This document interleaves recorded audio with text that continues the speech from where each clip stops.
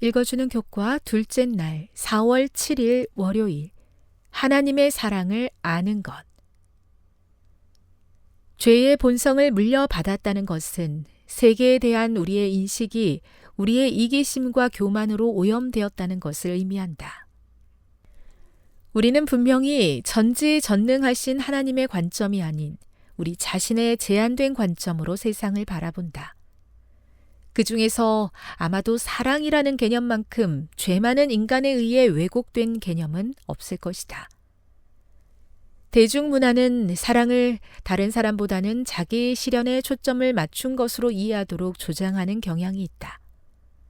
사랑에 대한 이러한 자기 중심적인 접근 방식은 하나님께서 사랑을 어떻게 생각하시는지 이해하기 어렵게 만든다. 성경 예언을 이해하는 데 중요한 열쇠는 사랑의 본질을 이해하는 것이다. 대쟁투의 핵심 주제는 세상에 존재하는 하나님의 성품에 대한 크나큰 오해에 관한 것이다. 그래서 엘렌 화이트는 대쟁투에 대해서 다음과 같이 요약하며 대쟁투 총서를 마무리한다.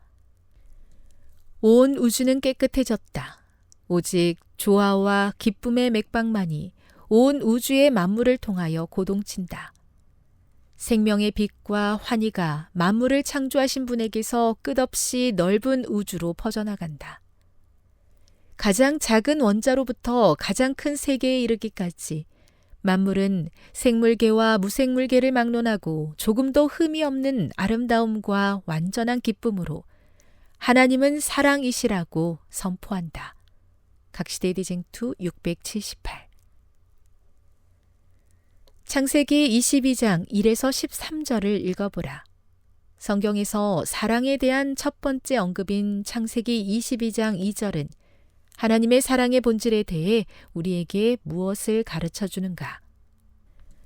때로는 성경에서 개념이 처음 등장하는 곳을 찾는 것 외에도 성경의 각각의 책, 특히 복음서에서 같은 개념이 처음 언급된 곳을 찾는 것이 유용할 수 있다.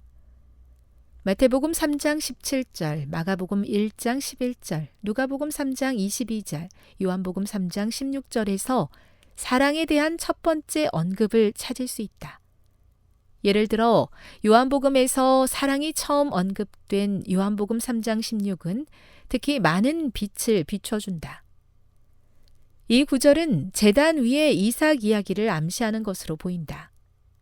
아브라함은 하나님을 향한 믿음이 있었기 때문에 제사로 드릴지라도 하나님께서 아들을 살리실 수 있다는 것을 믿기로 하였다. 그것은 인류를 향한 하나님의 사랑을 미리 보여주는 것이었다. 그분은 독생자도 아끼지 아니하실 만큼 우리를 사랑하셨고 이후 그분을 죽음에서 다시 살리셨다. 이로써 우리는 우리를 향한 하나님의 사랑이 자기 희생의 사랑이라는 것을 알게 된다. 교훈입니다. 예언을 이해하는 중요한 열쇠는 사랑의 본질을 이해하는 것이다. 하나님의 사랑은 자기의 희생의 사랑이며 이것을 밝히는 것이 예언과 대쟁투의 핵심이다. 묵상. 나는 사랑을 어떻게 이해하고 있습니까? 하나님이 베푸시는 사랑은 자기 희생적인 사랑이라는 것을 생각해 보십시오. 적용. 우리 대부분에게 이런 사랑이 본성적으로 자연스럽지 않은 이유는 무엇입니까? 나는 어떤 방식으로 다른 사람을 위해 이 사랑을 실천하겠습니까? 영감의 교훈입니다. 이해 못할 사랑의 오묘함. 우주의 왕에게 있어서도 범죄한 인류를 위하여 당신의 아들을 죽도록 내어주는 것은 큰 투쟁이 아닐 수 없었다. 그러나 하나님이 세상을 이처럼 사랑하사 독생자를 주셨으니 이는 저를 믿는 자마다 멸망치 않고 영생을 얻게 하려 하심이었다. 오, 구속의 오묘함이여. 그분을 사랑하지 않은 세상에 대한 하나님의 사랑이여. 지식에 넘치는 그 사랑의 깊이를 누가 알 수 있으리요. 부조화 선지자 63에서 64. 하나님의 사랑을 이해하는 것의 중요성을 알려주셔서 감사합니다.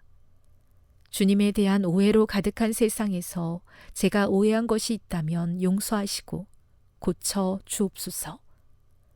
시험 앞에 굳게 서며 영원한 사랑을 누리도록 하나님 사랑을 바로 알게 하옵소서.